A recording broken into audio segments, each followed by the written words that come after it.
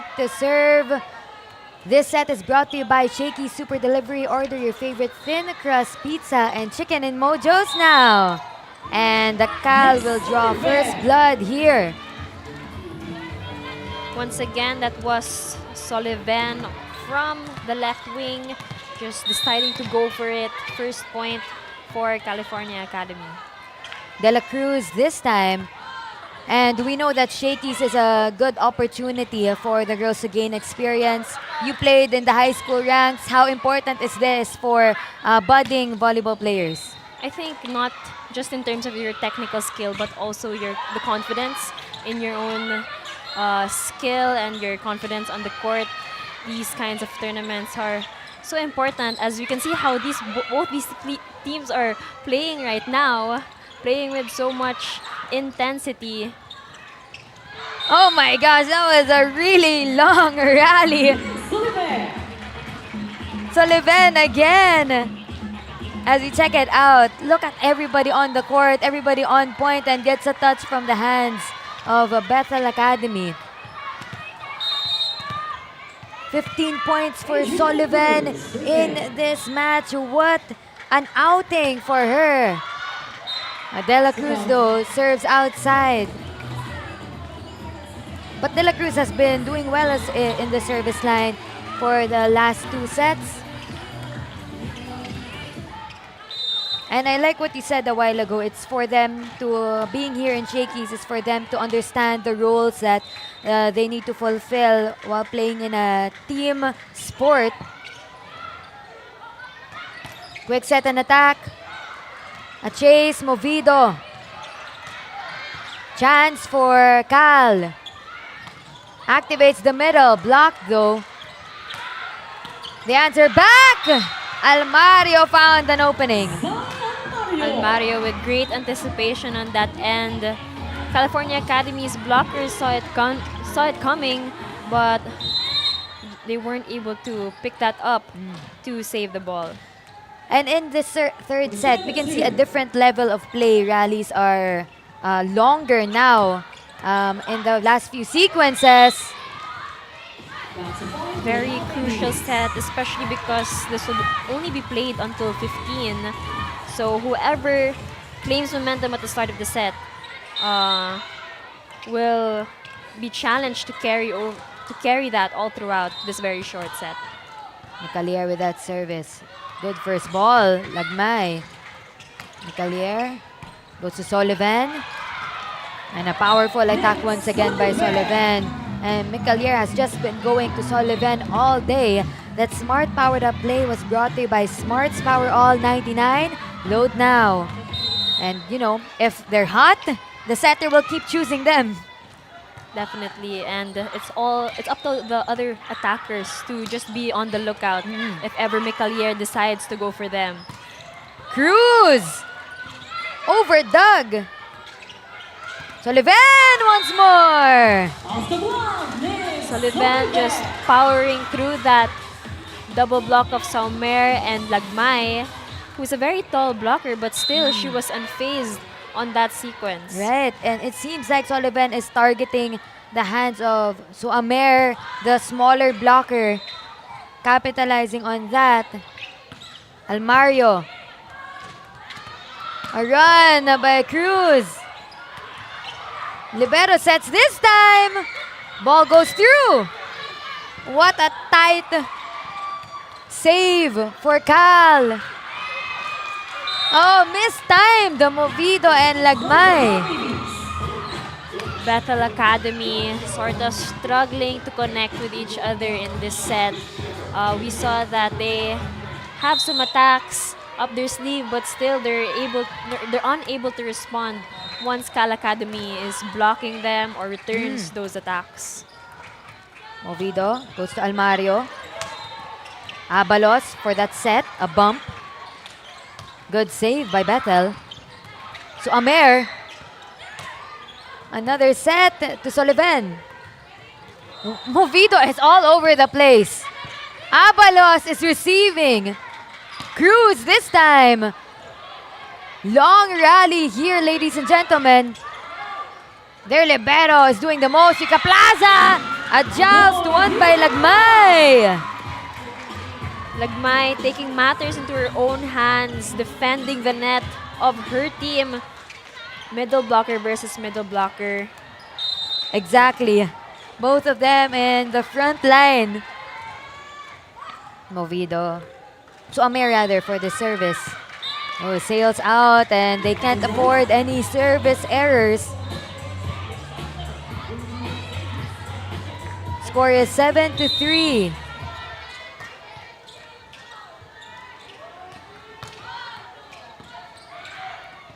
Chase. Oh, targeting the libero of Cal. That wasn't the most powerful of hits, but still she knew where to bring the ball. And unfortunately, that is Ko from California Academy wasn't able to get to it in time. Team Captain Lagmay with a crucial serve, 7-4.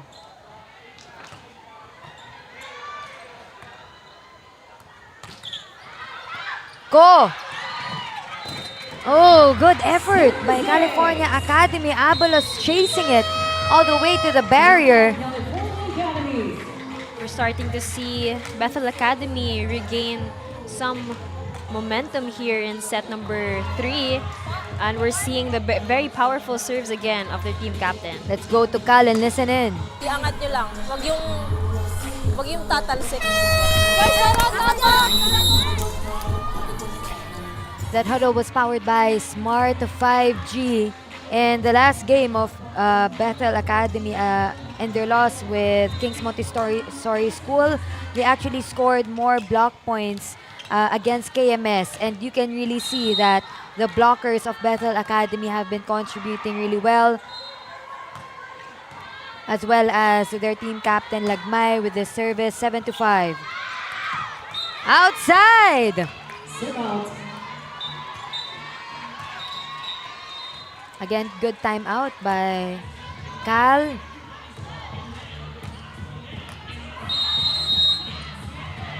It's 8-5 and both teams will be changing their courts right now.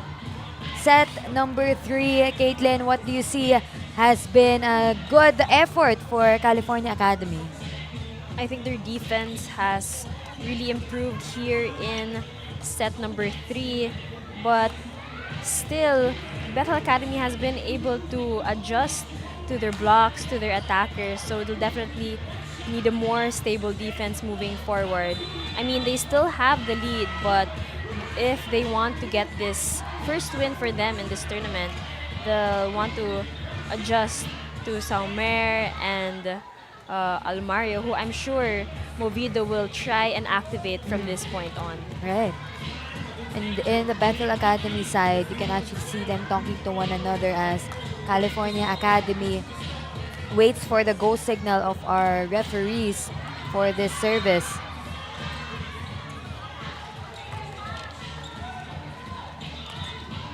Rica Plaza with 5 points in the last 2 sets. 3-point lead for the girls in yellow. On the court, a referee is talking to Coach Denzel, clarifying, looks like the rotation of the girls. It's time to see action here in set number 3.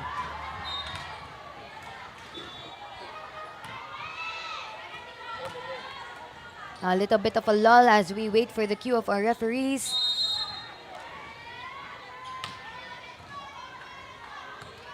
Rica Plaza. Almario keeps that in play. Salas. California Academy answers back. Their libero sets for Bethel.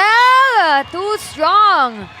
And they give another point to California Academy. As you mentioned, Movido here has to activate her different players, but let's head on over to this timeout and listen in. Eh, pag nakita nyo hindi natin kaya punuin ng malakas, pasok na lang muna natin. Malayo pa. Kumalma kayo. Masyado kayo natakatarante, kaya tayo nag-error. O girls, pumunta tayo isang pasa muna. One pass, paikot muna tayo isa. Naintindihan po tayo ng puntos. The huddle was powered by Smart 5G, and you can see that Bethel is capable of closing out this match, but they have to work tighter. Would you say, Caitlin?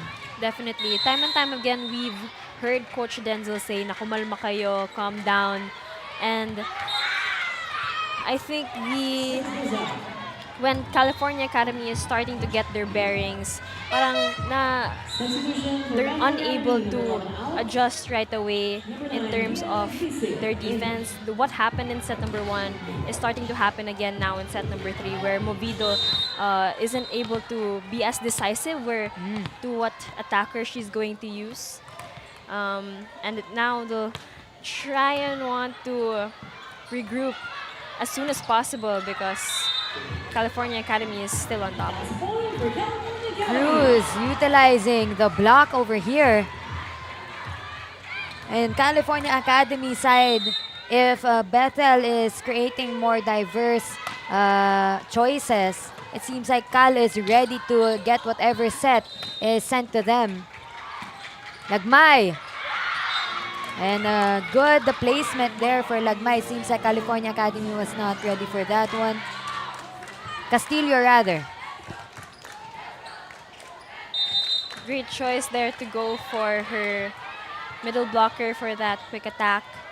And it's crucial time, especially now that Lagmay is not on court for Bethel Academy, who has served as the leader definitely for them. Right.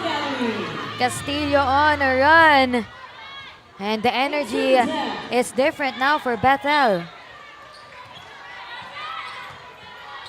Salas will continue to serve.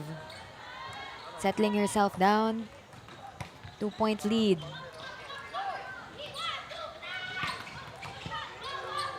Salas was there to cover. So Amer!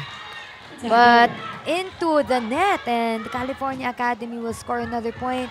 The errors are piling up here for Bethel, Caitlin.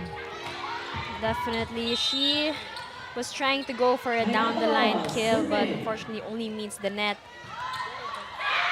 And it happens again, but on the side of California Academy. Castillo will serve now, and Lagmay is in the court to bolster their front line. 2-point lead for California Academy. Right on top of the blockers.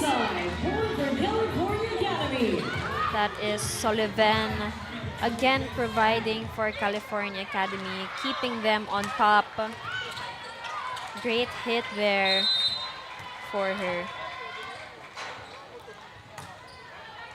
12-9, Capistrano to serve. Agbisit with that reception. Lagmay with a dagger. California Academy answers back. Sails outside, and it seemed like Cal wanted a touch in that sequence, right? Definitely, they were trying to clip some blockers' hands on that play, but great anticipation there on the side of Lagmay and her front line. As Movido tried to serve a while ago, it's time for a timeout for California Academy. 11-12. Huwag na natin hintayin na parang umangat pa sila sa kayo kaarangkada. Ngayon na, 3 points. Tatlo na tayo. Tatlo na lang tayo. Laban na.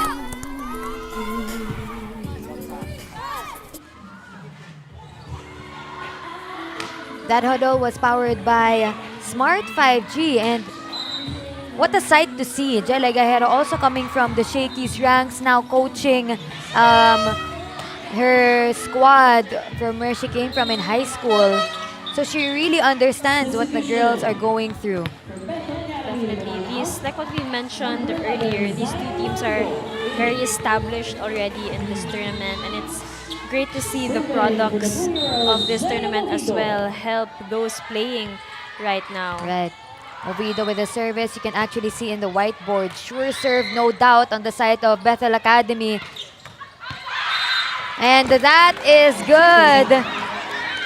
One of the assistant coaches in Bethel Academy telling the girls that they're doing well on the service. Calm down. And because of that, they are chasing a 1-point lead here. That was an unusual error on the side of Sullivan. Also, definitely there was some hesitation in that play.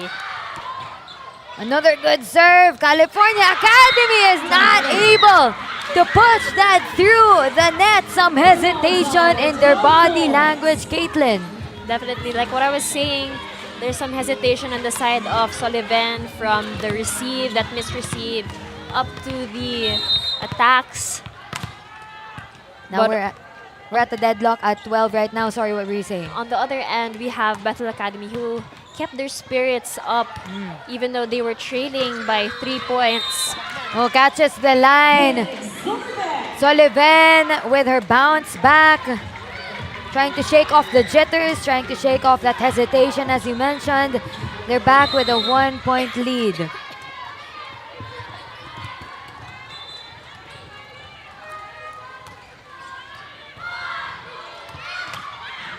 Movido with the first ball. Peña will set. And Mario with that attack. Movido again. Wow. Cal has it. They send it over. Chance. Lagmay! Lagmay putting us on a 13-all deadlock. And this whole game, she really has been the light for Bethel Academy, especially in the front lines. We see the energy shifts when she's on the court. Right. I want to correct myself. It was Amer a while ago. And her defense, but California Academy finds that hole between the blockers of Bethel. And we go to a timeout as we are at match point 14-13. Look at that, the decoy by California Academy. Let's listen in to what Bethel has to say. Ay, pag lumapit kay Iran yung iwan mo kay Zay. Tapang Zay, ah. May break na. May yung Kaya, A1. kay Iwan. May tukot yun. Ano? Yung A. Hindi, big quick C. Big Big quick C, tapos dito. Oh, guys! Kapit! Kapit! Bigyan! That huddle was powered by Smart 5G. Team captain Micalier on your screens, looking composed as ever, while Amer on the other side has been contributing not only in the attacks but also on the floor defense. Cal is now at match point, and defense is key here now for Bethel Academy. Let's see who'll get their first win of this match. Lagmay with a miss hit, but it works for them. California Academy has the ball this time. They send it over. Peñaranda with the coverage. Almario down the line. Reverse set. Chance for Bethel. They slow it down. Almario again. California Academy answers from the back row. Almario tries one more time. Cross-court hit. We're seeing nerves of steel here by Bethel Academy, evading match point from their opponents. And look who's at the service line for Bethel Academy, one of their strongest servers, their team captain, Lagmay. So pressure is all on her now to try and destabilize and possibly get the upper hand for her team. Let's see. Lagmay with that serve. Cruz! California Academy gains another 1-point lead. Kyle still on top in this extended third set. She was smart to try and target Lagmay, who just came off the deck. So Amer with a reception. Almario. Oh, a call by a referee. Stops play. So our first referee and second referee will talk to each other. That's Daniel Gian and Lawrence Onida. Were you able to see what happened at that sequence? No. But they're calling both captains now. It's that point in the match where everything is intense, everything has stakes. Again, California Academy in their first game here in the 2026 Cup. They want to start it off strong, especially to bounce back from their previous performances. Bethel Academy, on the other hand, coming off of a 2-set loss against KMS. Well, let's see what the decision is here. Point will be replayed.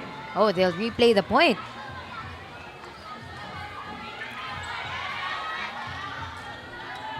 So we're at match point for California Academy. And Rica Plaza will serve. They choose Almario.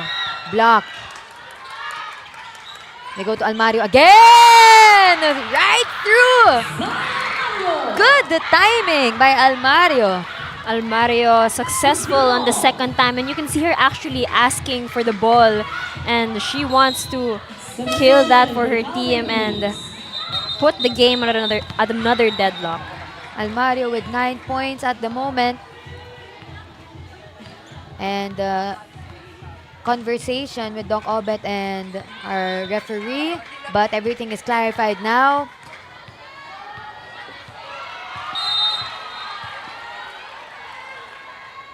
$15-all here in the third set. Cruz down the line attack. When Bethel gets a score, California Academy answers back.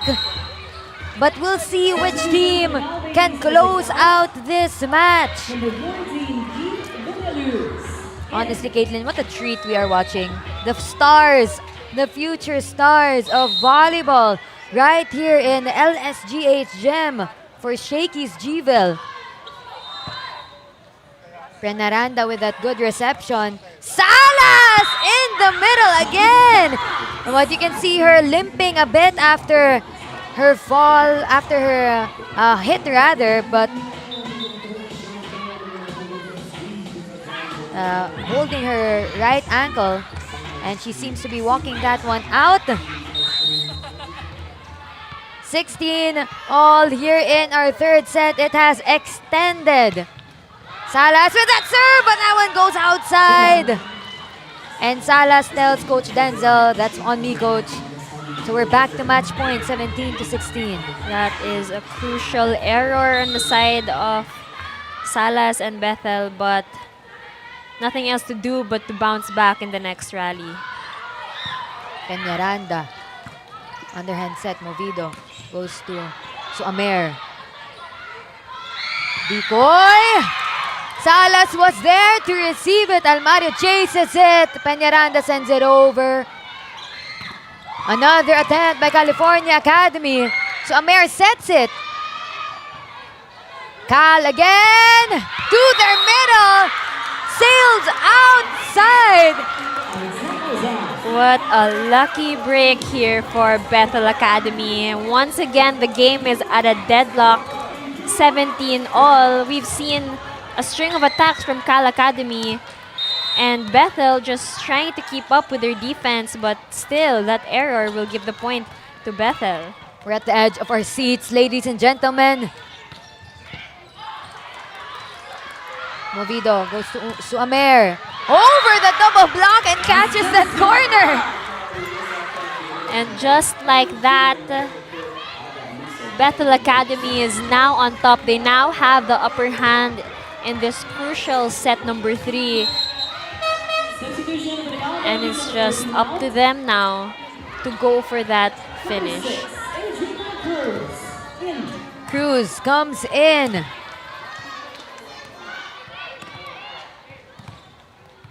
So Castillo will serve for Bethel. This time they're at match point. Two teams that are hungry for our win here in day number 6, match number 4. Safe serve by Castillo. To the wing. And California Academy again with that answer back. The Great. grit, the hustle, Caitlin, for both of our squads. Great read there by Sullivan to not make it so powerful, but still she knew that there was no libero on the court. Oh, service crucial service error.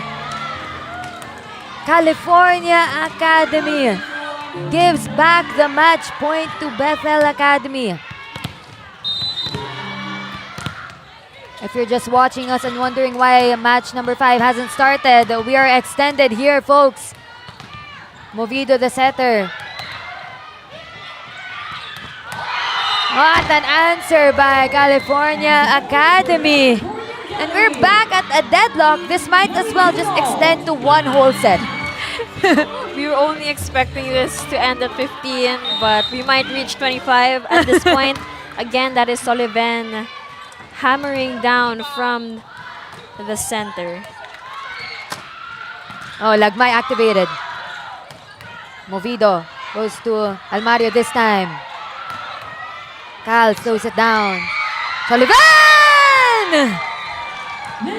That power tip into a hole of Bethel Academy. And just like that, the upper hand now switches back to California Academy thanks to Sullivan targeting the hands of the blockers. Now, this time again, Cal is at match point. Almario down the line. A slip! Stuck in the mud, California Academy. Did you see that? They did not anticipate that hit. Soft touch. We have to see that once again, guys. Miscommunication on the side of California Academy. And now we're at 20 all, but People, we also cannot believe what's happening right now. they bounce back from that error. I think I'm living in a volleyball fan's dream. We want to keep seeing this action. Again, this is the first game of California Academy. Second game of Bethel Academy in Shakey's GVIL. Almario got the touch from the blockers. And you can see how much the volleyball IQ is working here now. We're not seeing powerful attacks, Caitlin. We're seeing placement from these squads. Definitely, they're trying to outsmart one another at this point. Are we still watching a high school ramp? Are we still watching a high school game? Like my team captain has been doing well in the service line. 21 all here in the third set. Let's serve by Bethel Academy. What a serve by their team captain. She has done that so many times in this game today.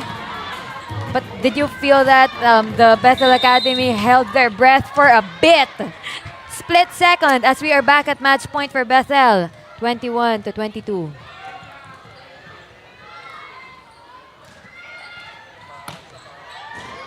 Good serve by Lagmay. California Academy. What? Found that hole! Again, targeting the area where Lagmay just came from her service. That is Cruz there with the cross-court hit. 22 all. 22 all in set number 3. Salas, cross-court. Cruz answers back. Over receive. Coverage is good. Bethel sends it over. Cruz with a soft touch. Varying up that play. Movido will go to Salas. Is blocked. Rejection. Peñaranda. Almario utilizing the hands of the blockers, and you can see that scream of relief. Almario has really stepped up here for Bethel Academy. She's quite a tall player, but still she has some great height to her jump as well. Able to target the hands of the blockers, collecting some points. Almario with 12 points. Cross court by Cruz. Almario was there to cover. Salas. That one sails outside, but Salas tried to ask for a touch. We're at 23. For all our new watchers at the moment, set 3 is supposed to extend to 15 points. But then it seems like we are doing one whole set here. Oh, Oh, Castillo was frozen. Peñaranda tried to run as Cruz gets that service ace.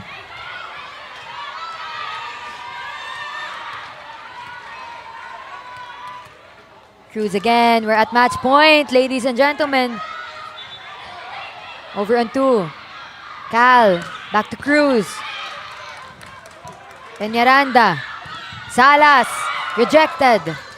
So Amer. Salas with a chance ball. Cal slows it down. They activate their middle. De La Cruz positions it at the back row, and that ends our match for the day. California Academy 25-23 on our score. What a showing for both of our squads, and I think both of them should be proud of what they did, Caitlin. Definitely. I mean, that third set was really something from both teams. 25-23, nakaabot pa tayo ng 25. Right. We were only supposed to go until 15.